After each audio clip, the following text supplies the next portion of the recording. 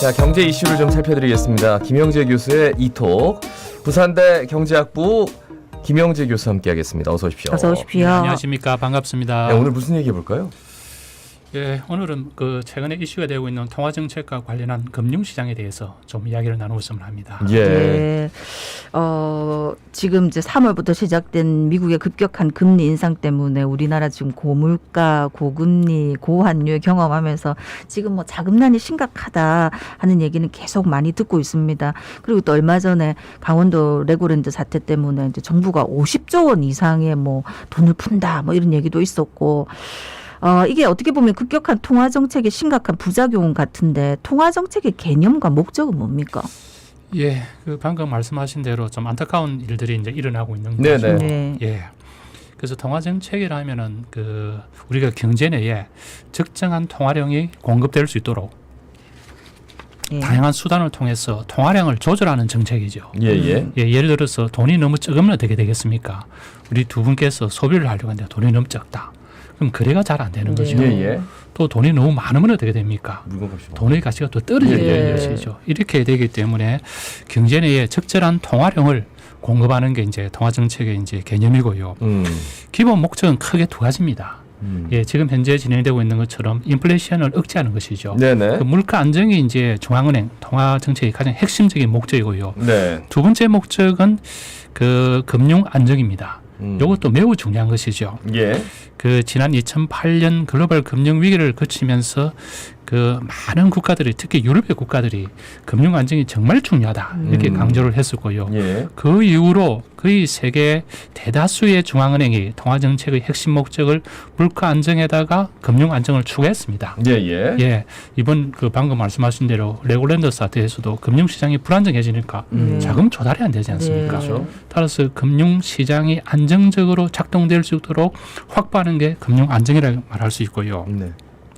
마지막으로 이제 통화 정책 수단은 여러 개 있을 수 있는데 과거에는 이제 통화량을 직접적으로 관리 내지는 그 통제해 왔었죠. 예. 예를 들어서 뭐 M1 통화라든지 M2라든지. 근데 최근 들어오면서 돈이 아니면서 돈의 역할을 하는 게 많이 생겨납니다. 뭐 신용카드도 마찬가지고요. 네네. 특히 그 하이패스, 페이 이런 거 있지 않습니까? 네네. 이런 것들이 나타나면서 통화량을 직접적으로 그 관리를 못하니까 결과적으로 이제 금리 이자율을 이제 활용하는 것이죠. 그래서 미국 같은 경우는 연방기금금리라든지 네. 한국은 기준금리라든지 이런 것들이 이제 활용해서 그 경제 내에 적당한 양의 통화량이 공급될 수 있도록 예, 관리하는 게 통화정책이라고 보면 되겠습니다. 그 미국이 진짜 뭐 자이언트 스텝 뭐 4번이나 연속해가지고 지금 역전됐어요. 정책 금리는. 그죠? 맞습니다. 그리고 그렇습니다. 우리나라도 이제 베이비 스텝 해가지고 또 한 번 올렸단 말이죠. 예. 3.25%가 됐는데 그러면 이제 앞으로 우리나라 그러니까 미국도 인플레가 좀 주춤하다라는 얘기가 나오고 그렇습니다. 예. 미국도 조금 더 관리 들어갈 것이다. 뭐 예. 이런 얘기도 나오고 한국도 그러면 조금 한숨 돌리지 않나? 라는 얘기도 그렇죠. 있는데 예. 은근히 나오는데 예. 진짜 한치 앞을 못 보니까 예. 교수님은 어떻게 예상하십니까? 그 어제죠. 어제 이제 그 한국은행이 금리를 또 올렸습니다. 네. 예, 0.25% 포인트를 하죠. 예, 금리를 좀 살짝 올렸었는데 아마 미국이 12월 중으로 금리를 또 올릴 걸로 그 예상되고 있습니다. 네. 최소 0.25% 포인트 이상 올린다 하더라도 한국과 미국 간의 금리가 역전이라 그러죠. 예. 역전이라는 의미는 미국 금리가 더 높다는 뜻입니다. 그렇죠. 그 과거에는 일반적으로 통상적으로 한국 금리가 더 높았습니다. 예, 왜 높은가? 이건 또 다른 문제인데 어쨌든 그게 정상적이었었는데 지금 현재는 좀 비정상적인 형태로 미국의 금리가 한국의 정책 금리보다 무려 1% 포인트 이상 높다는 것이죠. 예. 이렇게 되면은 심각한 현상들이 나타날 수 있습니다. 가장 우려되는 것이 국내에 투자했던 외국 자본이 빠져나갈 수 있다는 거죠. 거죠. 이게 일어나면 크게 심각할 수 있고요.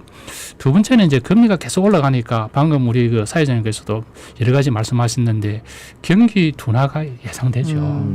뭐 뒤에 말씀드리겠습니다만은 경제 성장률이 빠르게 그 감소하고 있습니다. 그런 문제고요. 특히 우리나라 같은 경우는 가계 부채 문제, 예. 소상공인의 부채 문제, 이자 부담이 굉장히 커지게 됩니다. 그래서 이번에 그 저도 이제 생각을 해보니까 과연 한국은행이 금리를 올릴 수밖에 없는데 얼마만큼 올릴까?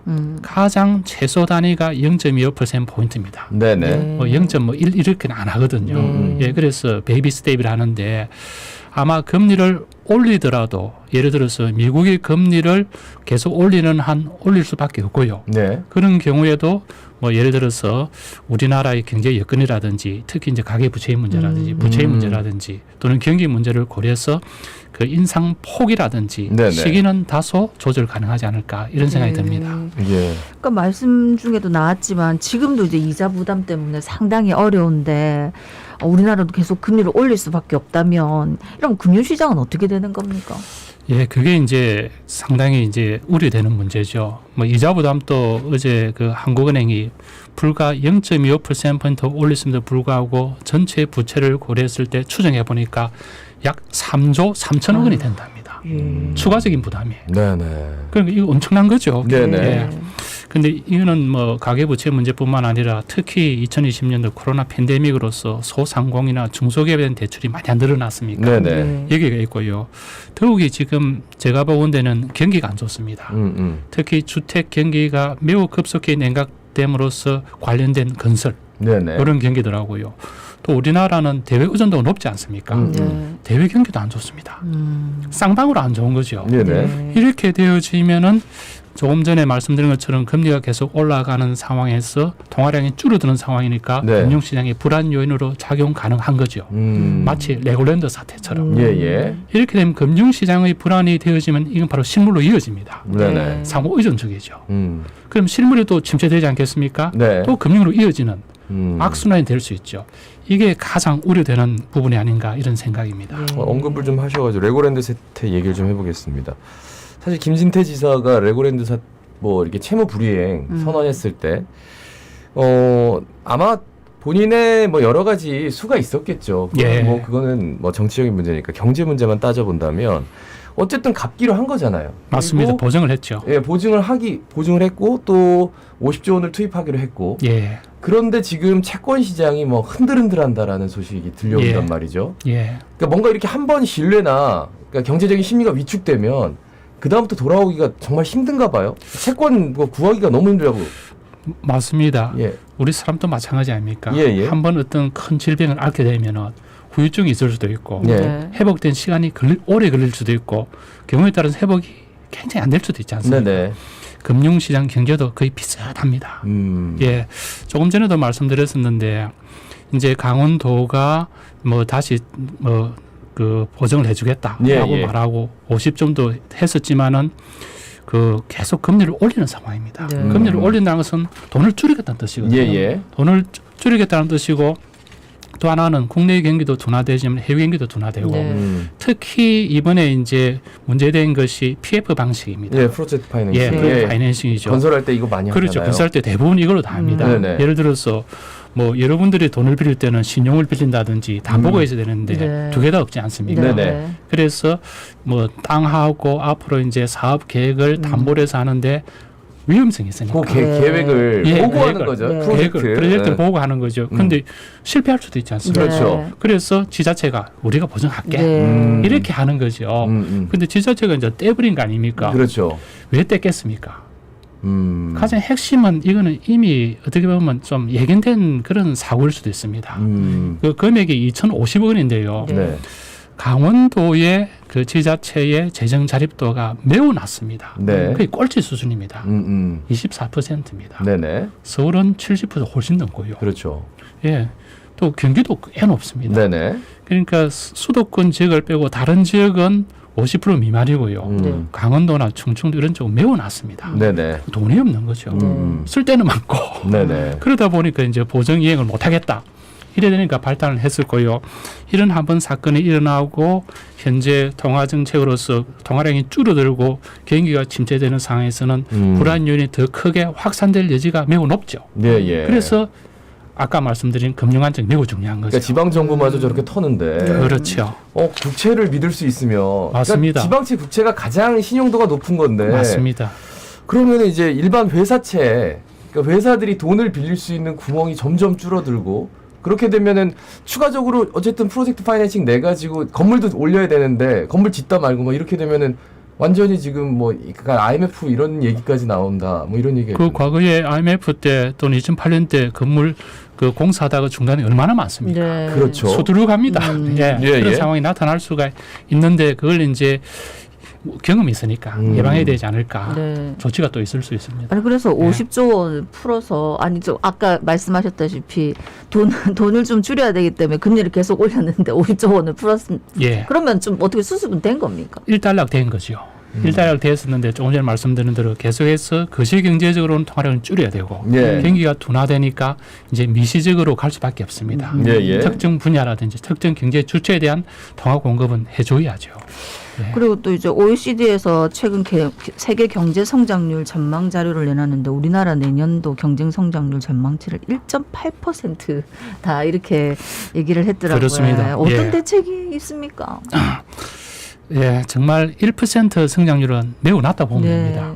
예, 저희들이 이제 그 2020년 있죠. 코로나 팬데믹 때 마이너스였었고, 예, 예. 또 2008년도 이때도 거의 마이너스입니다. 음. 근데 1%대는 그런 위기 상황 빼고는 매우 낮은 수준이죠. 예, 예. 예, 한국은행은 더 낮습니다. 1.7%로 1.7%입니다. 2.1에서 1.1, 2.7로 예. 대폭 하향했어요. 예, 대폭 하향했습니다. 이 정도면 예.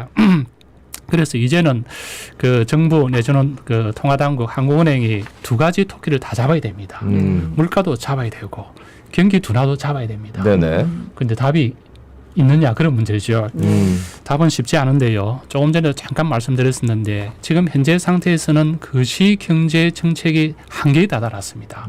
금리라든지 경제 전반에 미치는 효과는 더 어렵게 만드는 것이죠.